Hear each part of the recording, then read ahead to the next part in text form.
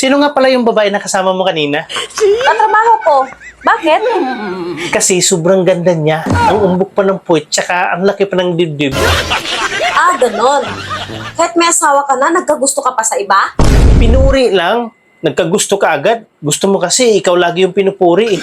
Sige, kung sakaling makita mo kami ulit, sabay kami maglalakad, sino ang pipiliin mo sa aming dalawa?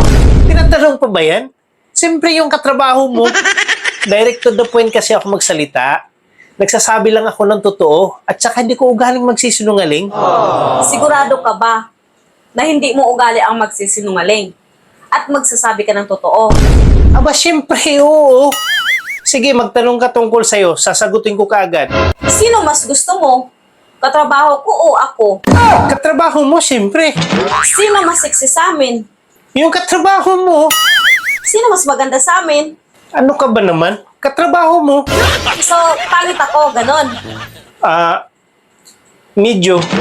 Malaki ba yung sa'yo o maliit? Yung mama mo pala, pumunta dito kanina. Oh, huwag mo ibahan ng usapan. Hindi ko naman iniba. Pumunta naman talaga dito yung mama mo kanina. Akala ko ba direct to the point ka at nagsasabi ka ng totoo? Talaga naman. Sinasabi ko naman talaga ang totoo. Supot ka o hindi? Matulog na tayo, Han. Gabi na, oh. Naantok na ako.